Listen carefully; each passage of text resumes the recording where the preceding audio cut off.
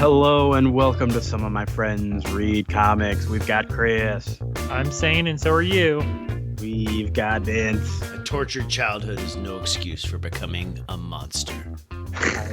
I feel like these quotes, and I'm Kia. Hi, welcome to the show. I feel like I never remember any of these quotes from any of the books ever. I need to pay more attention. That one was all over. Both of ours are from Knightfall, our long read. Yes. Okay. We're both quoting Simpson Flanders. I mean, where we're at. The it's most just quotable Simpsons quotes now. Is that what this has become? The most quotable man in comics, Simpsons Flanders. But our main Bongo comics whenever this is done. You know what? That might be put that on the list here. We're not reading. There was a Treehouse of Horror collection that came out last year. It was just like Tales from the Crypt, but with the Simpsons, which sounds put it on the list. Put it on the list. We're gonna refocus back to this episode. We are reading Fantastic Four: Full Circle, which is the new, most recent comic that we have covered on this show. This came out in September of 2022. Yeah. And written and drawn by Alex Ross, who we've talked about a fair bit on this show. We did Marvels, we did Kingdom Come, and then we did the Marvel sequel, which did not have Alex Ross art, so it was less good. But, you know, he's definitely, especially with Marvels, I feel like I shoehorned him into, like, hey, retelling stories for Marvel. And this book, Fantastic Four: Full Circle, I kind of expected it to be kind of like a retelling of stuff, but with maybe grounded in modern times or something like that. That's not what we got. No. I mean, from the sales pitch outward, like Alex Ross is, famous for like the photorealistic painted comics. Mm-hmm. So like he appeals weirdly, I feel like, to like the bookstore Barnes and Noble market. Yeah, for sure. And there's a Fantastic Four movie coming at some point. And I'm sure this was like, get some Fantastic Four product that looks like it's easy to get into, and the Barnes & Noble market likes Alex Ross. So. I mean, maybe, but I think Alex Ross loves Jack Kirby Fantastic Four, right? Like a lot. So if he wanted to do it, and the Marvel editorial was like, well, why not?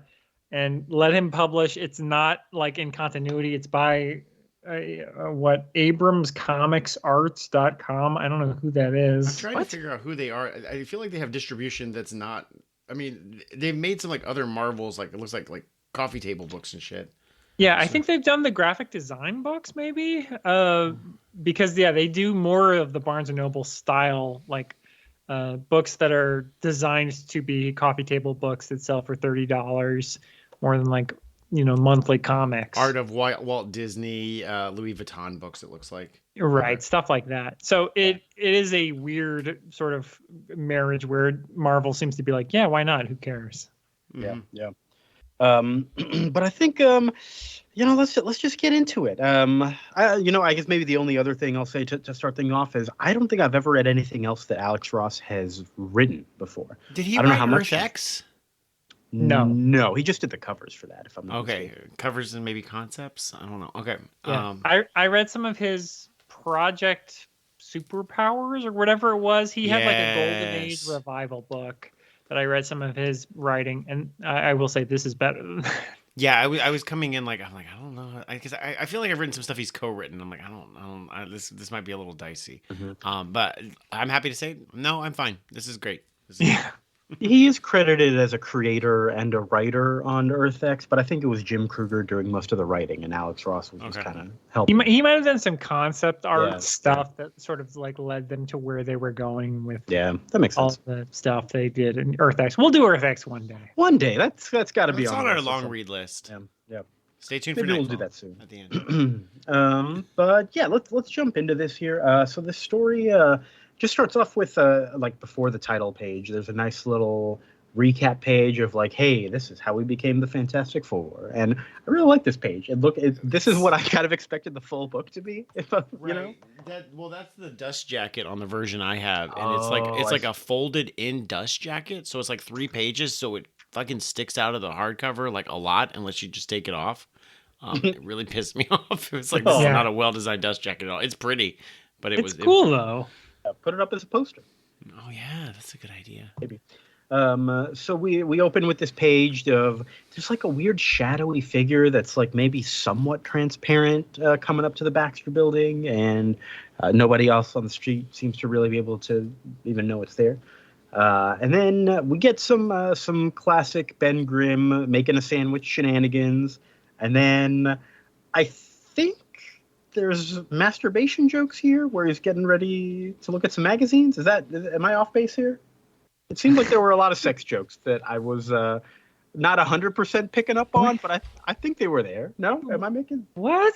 No? The thing is going... Wait, what? Okay, the maybe words I'm are... wrong. The word rock hard is bolded, but he's talking about his rock hard stomach. He's eating a big sandwich. What are you talking about? Sure, but then it's like, hey, does Alicia know what you get up to in the middle of the night? And I'm like, oh.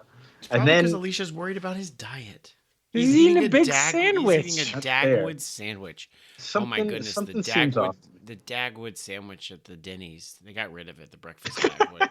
Wow. It was like 3 pieces of bread and had eggs and ham and sausage and like 3 kinds of cheeses. Oh my goodness. I can understand why Alicia might be worried about a man in his 40s and his heart condition. He's made of rocks. Does he not get rock cholesterol? No, he's fine. He's regular cholesterol, but it's okay. Okay. I do like Johnny's art, though. I do like Alex's Ross art a lot. Like I like how Ben in like real clothes, and because I'm sure he uses photo reference, but obviously the thing is, it's hard to photo reference. And but he's got to wait. This is definitely drawn and not painted. But it still has. I want to really like shout out the colors. The colors are credited to Ross and someone named Josh Johnson. But like, I think the colors make this book more than anything. They got like that most dot. of the pages, they got that dot, that pop art kind of dot. Yeah. And a really like reserved color palette where they don't go too crazy with a ton of colors, and like depending on the page, they really just like keep it simple, and it works super well. Yeah, they really wanted to not look like digital art, even though it is. They wanted you to think that this is like colored, like 1967 coloring. Mm-hmm. But I mean, but it looks good because like I rolled into this book expecting like everything to be a painting on the level of like Kingdom Come, and so the first 2 pages like it's not what I wanted. Right. But it still looks good. It looks really good. It's not the same as what it like Alex Ross usually does. So I like it. Yeah, I really like it. I think it because Alex Ross can look a little too posed sometimes. I think this art is great. Like I don't have any negative things to say about the art at all. I don't either. But Alex Ross, good art. He's good. He's good. Yeah, Ben Grimm's eyes in particular, just like, I don't know. I feel like his facial expressions, it's not easy to do facial expressions on a rock, but Mm-hmm. He's so good. But again, he's doing Jack Kirby, but he's doing Jack Kirby so well. So then this book, I kind of started to get like Kurt Busiek vibes from this book more than anything, where it was just like, hey, I'm going to... That's a hop, skip, and a jump from Ross. He did the covers for Astro City, right? Yes. And like Kurt Busiek, I feel is always about like, let's take an old story and explore it a little bit and maybe clean it up or something or talk more about it, which is big on what's happening here. This shadowy figure shows up in the Baxter building in the living room there. And they're like, what the heck is this guy? And they're like, he just like passes out or something and they catch him, and it's underneath these like tattered black fabric-y things that are kind of like, I don't know, they look kind of alien and weird. But inside there's this guy who, what was this guy's name? We learned it later. He doesn't have a name in the Fantastic Four issue. Right. We'll talk about his name later because it's a weird little reveal. But he at one point like stole Ben Grimm's body or like was posing as him. Chris, you're the one who would have read that old issue. What happened with this guy?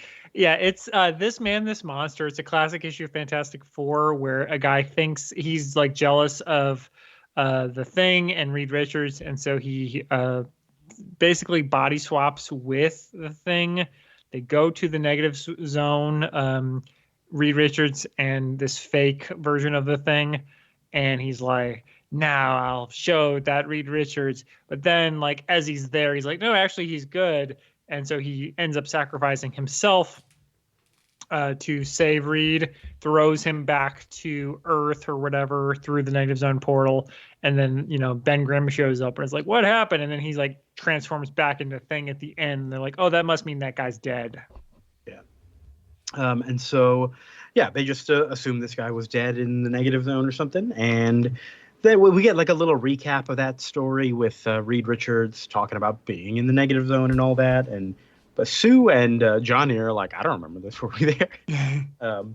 I will say Sue and Johnny are barely in this book. They're there technically. I feel like they don't get to do anything. This is a very Ben focused story, which again I didn't expect for something called Full Circle. I thought it was going to be a little bit more all encompassing, but it's okay. Yeah. I'm glad it's a kind of a focus story, so it gives us something to latch on to. And you mentioned sex jokes earlier. This is clearly just the sex joke, which is that Sue shows up completely invisible, and Johnny's like, "Hey Sue, why aren't you?"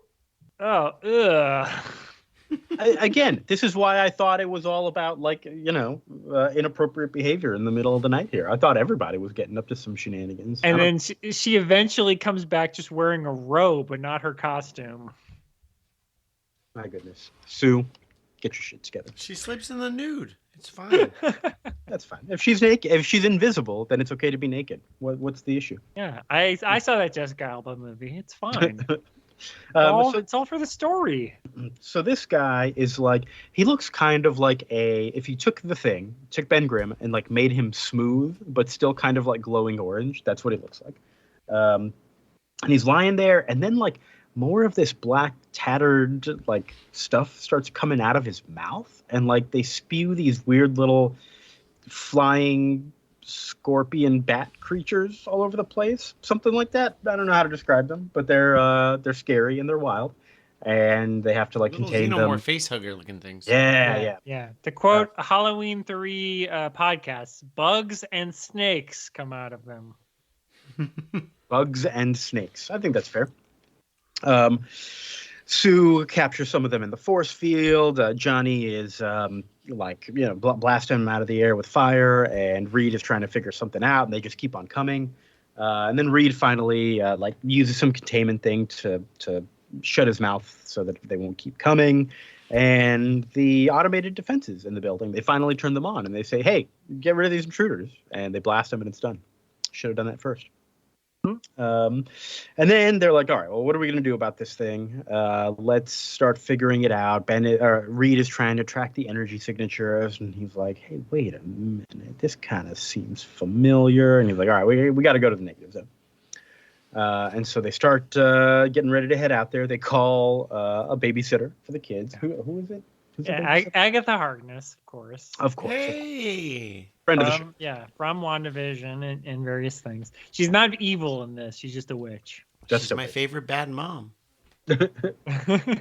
She's your favorite? Not Mila Kunis. I do love Kristen Bell. Not Jackie from That 70s Show? No, I'm having the hardest time now remembering what is her name. She played Dr. Octopus in Spider-Verse. What's her name? Jen Barkley on Parks and Rec. This is going to kill me. Oh my God, I love her too. Oh well. I don't know nobody's name. She's never gonna return my calls now. Agatha Harkness, yeah. Agatha Harkness. She was in Knives Out, Glass Onion, a Knives Out mystery. She's best. She's the best. I'm not remembering her name. That's okay. We'll get back to her. No, we won't. So we've got. She's getting her own show on Disney Plus. Good. Agatha Harkness show? Yeah, and Aubrey Plaza is going to be on it. What, as Shadow King or as someone else? I don't know. She's already been in the Marvel universe of TV shows. Yeah, Catherine Hahn, that was her name. Catherine Hahn, yes. I see. She was on Glass Onion. She was one of them. Yep. So the Fantastic I forget what her Four, character did. They suit up and they get ready for the negative zone. Reed has created the outfits that are going to protect them there. And like everybody suits up in these full body suits, and poor Ben still has just shorts, and he's like, "Yep, still just shorts for me." All right, which I feel like as an artist it'd be easier to just cover him up with something more simple to draw than all those rocks, but who knows? Yeah, he's the most expressive one, so yeah, he gets you gotta show that body off. Yeah. So they head in there. Yeah. I really love this panel where they're entering the negative zone and flying through, and there's just like, man, I don't know how to describe any of it, but it's just like black and white and fucking cool. That's all. I love it. And like this is the thing that's so Jack Kirby. Like we haven't read for the show. We probably will one day, and you guys won't be as impressed by it now. But Jack Kirby did like pop art, like collage stuff for the Negative Zone that I don't think anyone else ever did. So that he would sort of make it look like sort of a like blacklight poster or just this weird thing where it's not just, oh, we'll just go through this transporter and everything looks the same. Like he tried to make it look alien. And this, I feel like, does a very good job of copying that style. Yeah, and it makes the world feel bleak in a way that also feels alien and everything. It just works really well for me. Because it's the Negative Zone. Yes. So then the second kind of third of the book here, if we can divide it into 3 chunks, is them kind of getting into the Negative Zone. They run into Janice. Is that this guy's name? Who was it was like a college friend of Reed Richards. Yes. Who an issue we will not read for this podcast. I will say the whole thing here with this guy turns out to be a big red herring. They're just like, this guy, and he's like this weird kind of Damien-esque face. Who's that little guy in DC? Who's like, I think he was one of the 7 Soldiers. He was in the Young Justice cartoon. What's that? Clarion the Witch Boy. That's the guy. It looks kind of like him. And it's just like a face with like a whole bunch of these other colored creature faces all around. Super creepy. I love it. Yeah. Sorry to reveal that I read this before for the book club. The people I read with this before thought this was Nightmare from Doctor Strange villain because he seems like it, but he's not. Yeah. It seems a little like it. I do really like that's just like letting like Ross like really cut loose with like some fun like images. Like, I mean, it's all like Kirby derived, as you said, but like when I think of Ross, as you said, like I think of him very posed with like natural figures. Like this is him like clearly like free drawing like a lot of crazy shit, and the coloring like works really well. And it's highly detailed. It's a lot of fun. Yeah, I was definitely like at first I was disappointed that it wasn't like a full painted kind of Alex Ross standard book, but by this point I was like, you know what, I kind of think I'm glad about it. I'm glad he's like trying something different, and it looks really fun. Yeah, I do actually prefer this because I get a little sick of the Alex Ross like painted face posing. So they're talking about, they call him Janice the Nega Man, who they encountered at an issue way back when. Yes. And Reed realizes, wait a minute, this guy is dead. This is just like a figment, not a figment, but like a memory of this guy who like thinks he's still alive and real, and it's just coming to fruition. And them realizing he's fake, they're like, yeah, blast him, and he's done. He just kind of explodes into nothingness. Yeah, and again, a little bit of trivia on this. So this guy was created by Jack Kirby, the Nega Man, but in a story that was never published by Marvel with Jack Kirby. He left Marvel in 1969 or 1970 to go do, Dark Side and all that stuff. So then Stan Lee basically took 15 pages of a rejected story and turned it into the Nega Man. And he's just like, yeah, okay, we'll just we'll take this rejected pitch and turn it into a accepted pitch somehow. We're not going to pay him again. Yeah. I've seen that happen on TV shows and stuff too. I do want to really read this this 2-page spread that I feel like is Alex Ross talking to himself. Sure. It says, it's time to give it up. Your work isn't what it used to be. You can tell, can't you? It's less than what people expect from you. Everyone thought you were fantastic. Your legacy is going to reflect the degradation of your skills. You're letting everyone down. You're over the hill. You should retire. Damn. I'm like, damn, Alex Ross. Like, you're just putting it. I know that's a lot of self-talk, but you just put that right in the middle of this book. Okay. I don't know if that's just Alex Ross talking to himself or that's him talking to the Fantastic Four of like, hey, you were like the biggest Marvel prop, like you and Spider-Man were like 1 and 2 for 10 years, and like now look at you. Well, the Thing had the other team up book, the other Brave and the Bold, the other 2-in-1.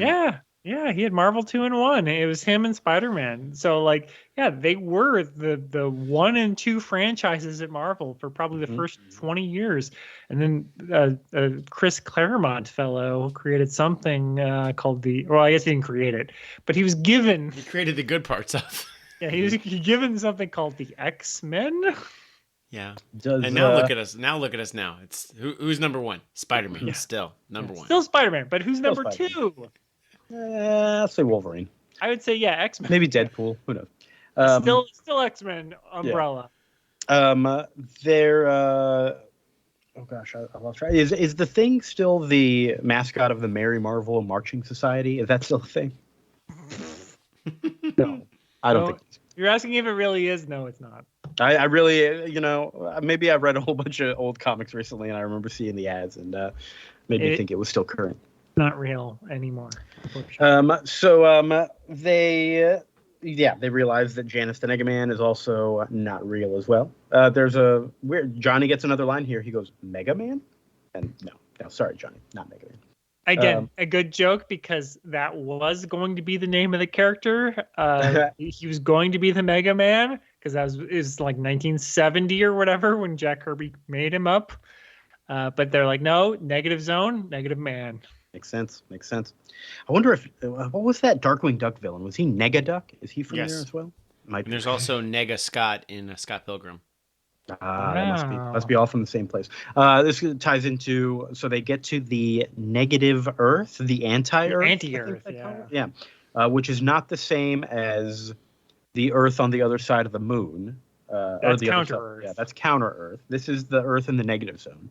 And Reed Richards makes he theorizes that everything in the real Earth has like a negative zone Earth counterpart, kind of skipping towards the end of the book with like sort of the epilogue, but he's like, I kind of think we created the negative zone with our thoughts and our feelings. And Ben's like, okay, I don't know. And then the book ends. But they get to this negative Earth and they run into a whole bunch of goons that work for, we don't know who yet, but they don't speak any English. They just speak in weird alien blah, blah, blah. Until their leader, who's like in this big robot suit, comes by. And he's like, wait, everybody. I know these people. And he takes off his helmet, and it's the guy from earlier who was like, the smooth-looking orange thing. And he's like, hey, I remember when I took your body, Ben. And then, we switched back. And being in your body just made me realize how possible it is to be good. And it changed my life. And now I'm a good guy. And I've just been living here in the negative zone for forever. I have to wear this weird robot suit because I can't live here otherwise. And I'm a good person now. So thank you. And Ben's like, oh, okay. I don't know what to say. And they all become friends. Reed gives him one of the suits that he made to protect you from the negative zone. And he's like, why don't you wear this? You don't have to be in that big old robot suit anymore. Yeah, he takes off his own. Yeah, suit from himself. Yeah. Yeah. Good for him. Very nice. The guy's crying with tears of joy. And it was like, hey, what's your name anyway? And he goes, Ricardo Jones. I know that name. Rick Jones? All right, Rick Jones, and evil version. I guess so, but like this guy's from Earth. That's from regular Earth, right? What? I don't know. It doesn't. Rick Jones does have a lot of history with the negative zone. And something else we're about to learn that also is negative in its name. We are okay. Let me keep going. I don't remember this, but they shake hands. Ricardo Jones lets them use his equipment to get back home. His cosmic control rod, a band that you put on your arm and can transport yourself somewhere else. That's another bit with Rick Jones and Captain Marvel. Nega bands, right? Yeah. Yes. So we've got all the negative things from the Marvel universe in this one book. We've come full circle. I guess so. Then they get home. Sue hugs the kids. Poor Sue really did get shafted in this book. She got to do. She made some bubbles and then called it a day. That is it. She got to be very hot, to be invisible and naked, and her hair looked great. Whoever he got the model, her hair looked great. Yeah. Also, I mean, I feel like you're almost doing a disservice in 2023 if you do a Fantastic Four story and don't have Valeria in it. Mm-hmm. Yeah, She's kind of the best Fantastic Four character now. we don't even see Franklin and Valeria's faces. We just see them from the back as Sue is hugging them. I'm like, oh, okay, cool. Yeah, they're just like, hey, Dad, hey, Mom. That's it. That's it. And then Ben is finally eating his sandwich, and Reed is talking to him about the nature of the opposite dimension, the negative zone, is psychoreactive. And yeah, good, nice theory. And that's the end of the book. Yeah, cool. I do like the Thing just eats a sandwich and is like, who cares? Yeah, we're done with this adventure. I think this was good in context of what we read last episode with like 1963, and Chris, you just talking about just like bullshit like 1960s, like just like science techno babble that like made by somebody with a very like read less than the headlines on Twitter of 1960 understanding of science. And right. But came up with cool, weird ideas. I'm like, this doesn't make a lick of sense, but I really don't care because it's very cool looking. Yes. Yep. And that's it for that book. It's a pretty short story, very, very focused and quick. Not like quick. It's like the size of maybe 3 regular issues. But yeah, it was pretty cool. I'm glad we read it. I did. Again, I was kind of expecting a little bit more. At the end of the day, it was like just another Fantastic Four adventure in a way, and I kind of expected slightly more from the title Full Circle, but it did technically come full circle, so I can't be too upset. You really wanted that title to pay off. You wanted Reed to say, well, Ben, I guess we've all come full circle. Exactly. Or like it'd be like showing like, you know, like as you're reading, like maybe the back half is going to be like the present day Fantastic Four dealing with like this dude, you know, like something like, you know, to come like full circle to an early story or something.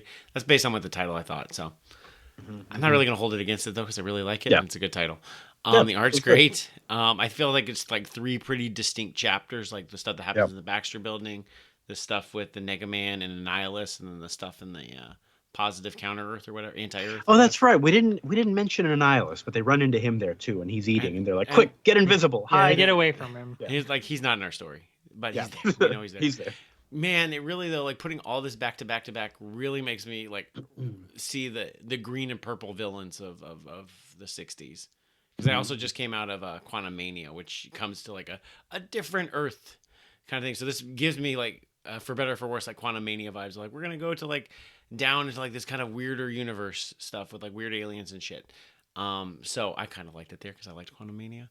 But Kang is in purple and green. Annihilus is in purple and green. If they had the rights to Fantastic Four from the beginning, I'm sure Fantastic Four would be involved in Quantum Mania, but they only got them like 3 or 4 years ago, so it's not in. They're going to have to find a way to incorporate Fantastic Four and the rest of it. Because even the Ant-Man 3 director, also director of Bring It On, which is a good movie, she was trying to get the Fantastic Four movie. He was trying to campaign for that, and that Quantum Mania is a very Fantastic Four movie, so that makes sense. Okay. Yeah. Well, and.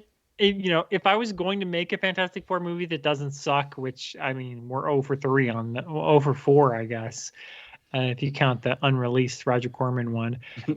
Taking them to the negative zone is a good idea because that's like a adventure movie. You do the 60s sci-fi sort of adventure stuff, and that's I think what this book does well. I mean,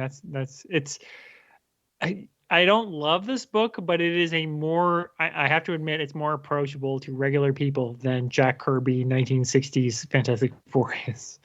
There's a lot of Stan Lee text that you have to get through in 60s Fantastic Four that is a lot for most people. Yeah. But like going back to like I was kind of nervous about Alex Ross writing stuff, and I resonated with like that page that I read about him. Like, is he like doubting his own capabilities and his own legacy? Now 20 years past like Kingdom Come and Marvels, and, like I would read another book like this if he took another Fantastic Four or another of this era and did another book like this. I would absolutely read it. Yeah, I would love it. He should do Ant-Man and a Wasp. Just shrink them down, have them fight, garden ants for 90 Start pages. with that one where they go into vision, so we can read it a third time. Yeah. Great. That's a good idea. Now we're talking. Pre-scroll war, take whatever. Yeah. Great. That's a good idea. Well, anything else to say about this before we move on to our long read of Batman Nightfall? No, I think this was a good, nice short read between last week's real big read and the upcoming big read that we're about to do. So. Yep. Yeah. Cool. So we are on chapter 8 of Batman Nightfall. This is Detective Comics 662. We're getting near the end. How many chapters are there left? 9, 10, 11. We're getting close. There's 11 of the core of, I think, before the back breaks, and then I think it ends on like 666 and 500. I want to say. Oh, that's right. Yeah, I think we're reading. We'll see how much. If we decide to go all like 19 or whatever. Yeah. Yeah. But for right now, we are continuing the adventure. We start with the Riddler, who's in like a bar trying to spread his puzzles, I guess, and nobody's into it, and they're like shooting at him, and he's like, It's a real Arkham fan situation where we're all like, no more Riddler trophies, man. We're done. Yes. And Riddler, he gets out of there, and he's like, oh man, I gotta find a way to get my puzzles to the masses where they need to be. And he stops and he sees Dr. Simpson Flanders on the TV talking about his terrible book, and he's like, this is my idea. I do like because he's like, there's just too many criminals out there in this Bane story right now. And, like, how am I going to rise above the rest? No one wants to pay attention to me. They're not even taking my bait. That's hilarious. Yeah, because if you remember last issue, he had like a big riddle he sent to the police, and they didn't even open it. Oh yeah, they're too busy with the real villains. So then we see Robin is hanging out at the Batcave. He's working out. He's also been doing some research on this Firefly guy. Man, what kind of story is this where Firefly is a bigger villain than the Riddler? He's gotten like 3 issues so far. Played by, and I'll once again say, in that Batgirl movie that got shelved, played by Academy Award winner Brendan Fraser. And Robin is like, okay, I think he's going to go to the zoo next because that was like the last place on his list. We see Batman's already there. There's some giraffes. There's some monkeys hanging out. And then Robin is watching Dr. Simpson Flanders on TV in the Batcave, and they see. But he's watching TV like my kids watch TikToks and YouTube, where he's hanging on it for 3 seconds and then immediately going to another video or channel. Yeah, which Alfred calls him out for. But he's watching. It's not Sally Jesse Raphael. It's not Geraldo either.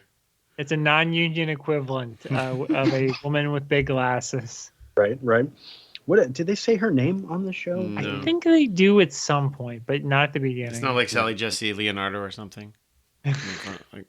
Probably. They and then they take questions from the audience, and this guy in a weird hat and a big trench coat. Yeah, like, sure, you go ahead and ask your question. And he's just asking a bunch of riddles, like what letter is never found in the alphabet? What does a baseball player like to be called at home? And then he takes off his clothes, and the host is like, "Oh my god!" And nobody's answering any of his riddles. I don't think anybody cares. Do you even know the answers when it's like what's got what letters never found in the alphabet? Am I supposed to? I mean, a bunch of letters. X. He's V. definitely like one of his other clues later. Is it the word the alphabet? Is that the riddle? I mean, that's the riddle, right? I think a lot of it, all of his jokes are about letters in a way. And this one is the one at the end is what begins with a P, ends in an E, and has thousands of letters in it, which I assume is post office. So I'm guessing like next issue, maybe he's gonna do something with the post office. I don't know. We'll see. He gets really mad at everybody for not getting that one. He's like, "Come on, that was real easy." And I'm like, Riddler, I got you. Meanwhile, we have Batman fighting Firefly at the zoo. This feels like it has nothing to do with anything. It's just, just some fight scenes with a bunch of fire happening. Pretty cool. Riddler, meanwhile, has a bomb at this studio, and he's going to blow the place up. Robin shows up. Oh, the cops are there as well. Bullock is there. They're getting ready to head in, but Robin rushes in and does his own thing, stops the Riddler. Like, I don't know. He like webs up his hand. It's not web. What is it? It's like some. It feels like Spider-Man web, and he neutralizes the bomb while Batman's fighting a panther at the zoo. Cool. Nice job, Batman. Nice of you to show up in this book and do something. He like ties up Firefly and like a rope grappling hook thing that he's throwing around him.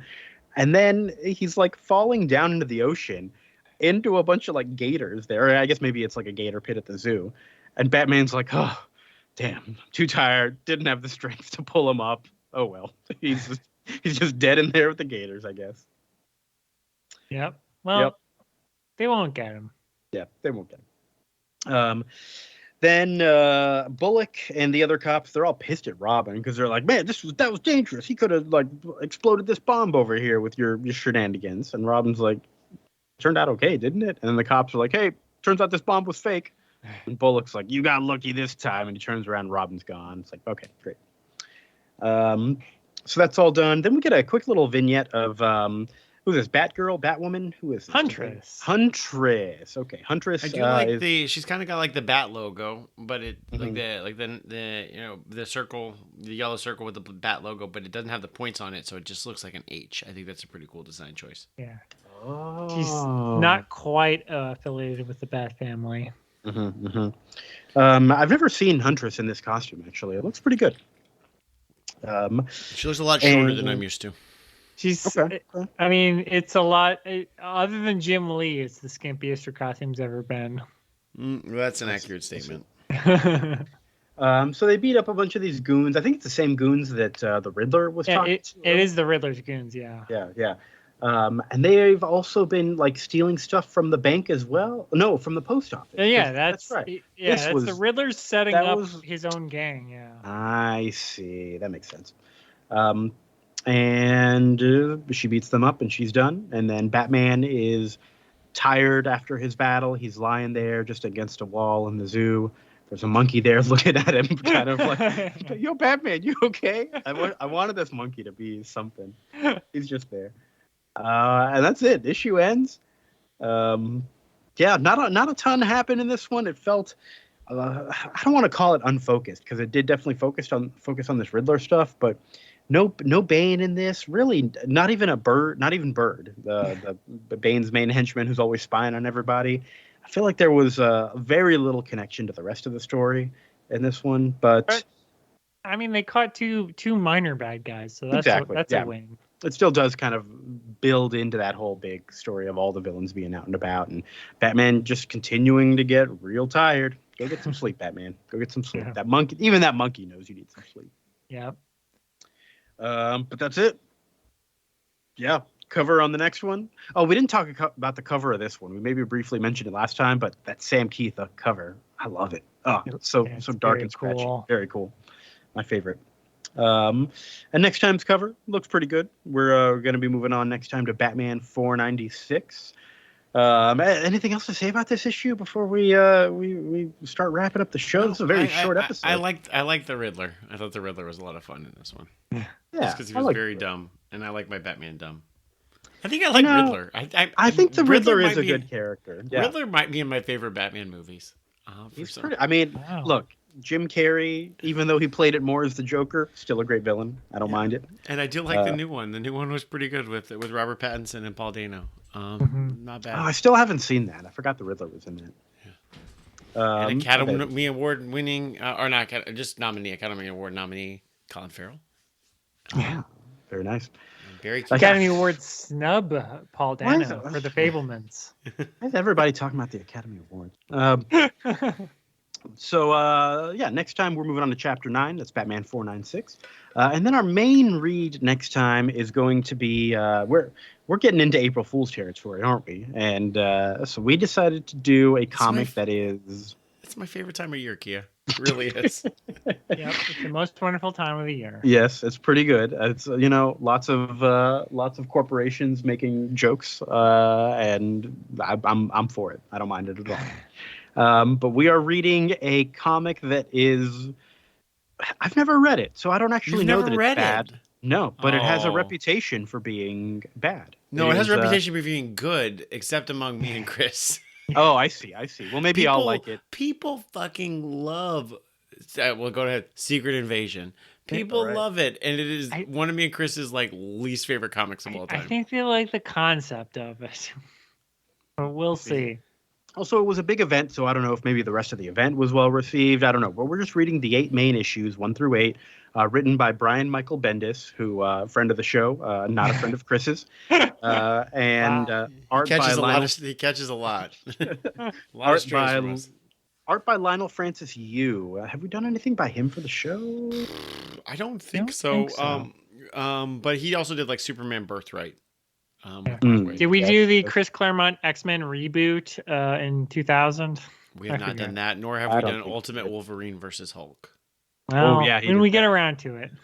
Yeah, he's a pretty nice artist from everything I remember reading of his, He's, though. he's I very enjoy- fast. He's always on Okay. time, which was Oh, I see. important That's in the sarcastic. mid 2000s when there were a lot of Very people who were sarcastic. not on time. Oh, wait. Was he really like the fast one compared to everybody else? Yeah. Oh, I didn't know. I think Okay. I think Secret Invasion may be the only Marvel event from this era that wasn't delayed. Gotcha. Yeah. Well, yeah, Well, he has some subtle artist tricks. We'll see if we can find. I am unironically looking forward to this because this is like right about when I stopped reading comics regularly, was like after Civil War and everything, and before they got to this event. This event was 2008, I believe, Okay. is what I wrote down. Yeah, so I had been completely out of comics at this point. I don't know anything about it. I think I just learned from you, Vince, that there's a show coming of Secret Invasion soon. Yeah, it's the Skrulls are secretly invading, which we saw a little bit in Young Avengers. That they have been posing among us like Cylons. Oh my god. And actually, it was like a 2-year build from this because like they killed Elektra, and Elektra turned into a Skrull in like Yes. early 2006, and that Yeah. was like, oh shit, the Skrulls are pretending to be heroes and villains. And it took like 2 years to get to Secret Invasion, which is a pretty Yeah. cool build up if it Yeah. was good. But Yeah. We'll talk about the build up. We'll see if it was good. And yeah, that's what we got looking forward to for next time. I feel like there's more to say because this episode's been so short. We read a couple of short comics here, but if that's the episode, then that's the episode here. What else do we have going on? Chris, what is the Your Stupid Minds podcast doing? We just recently did an episode on R.I.P.D. 2, the prequel to the It's a original prequel? R.I.P.D. Yes, it's set in the 19th century. It stars Jeffrey Donovan from Burn Notice all right, as Jeff Bridges' character from R.I.P.D. 1, which I know you might be thinking, wait, he was a ghost. Why is he is so this much before he was a younger? ghost? No, he's a ghost in this movie. He's just a younger ghost. Yes, he's a Okay. ghost who's aged really roughly, like 15 years. Because Interesting. R.I.P.D. was Men in Black, but with ghosts. Yes. With Jeff Bridges and Ryan Reynolds. Ryan Reynolds, yeah. Okay. But R.I.P.D. 2 is Jeffrey Donovan from Burn Notice and an actress I don't know playing Jean, a French person who is afraid of fire and who's been dead for 400 years. Who could it be? Oh, watch well, the I episode. can't wait to see her character arc. Yeah, listen to our episode to find out, to solve the mystery of what famous French Jean died in the 15th century. With fire. Yeah, by fire. There's only a few that I recall. Yeah, there's one that's pretty famous, and we talk all about how silly it is that it's like in the world of R.I.P.D. like God is real. It's just like Constantine or any of these other movies where there is a true faith, but there's also a lot of bureaucracy, and you have to abide by it, or you'll get sent to the purgatory of being a cop for ghosts. Cop for ghosts. I don't think I know anything about any of these movies. You're It better off. dropped like randomly on Netflix last year, I think. Like Yes, nobody it asked came for out it. on Netflix in What? 2022. Yeah, When did the first one come out? Like 10 years ago. 2011 or 12. Okay, great. Was and that it, ever and it not was not a hit. Academy Award nominee? Oh yeah, Jeff Bridges, Crazy Heart, True Grit, and then this. Okay, cool. Very exciting. Vince, what are you up to? I'm getting this close to watching Earheads or Encino Man, starring Academy Award winning Brent Fraser. Okay. And Academy Award winner K.H. Kron. short round. Yeah. Yeah. Pauly Shore tweeted. He tweeted a picture of Encino Man. Goes, next year's my year. So watch out. Pauly Shore's gonna make a comeback. Good for him. Good for him. Good for him, I guess. Maybe I might care if I watched movies. I don't know. Key, what you got plug?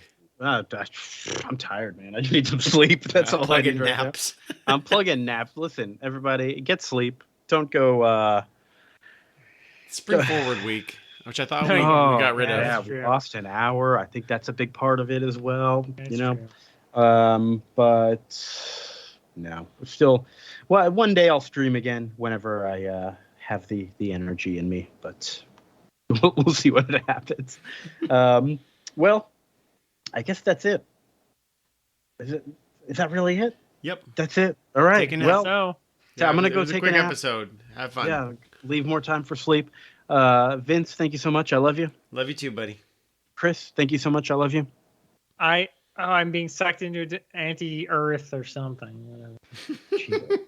Chris, we need to figure out how Chris keeps coming back from all these places he gets sucked into at the end of every single episode. I feel like either he's going on these crazy adventures that he's not telling us about, or he's just lying about it. I don't know. I don't want to accuse him of that, but low-key, I'm accusing him of that. I don't know. Listeners, what do you think? Listeners, we love you. Thank you so much for joining us here on the show.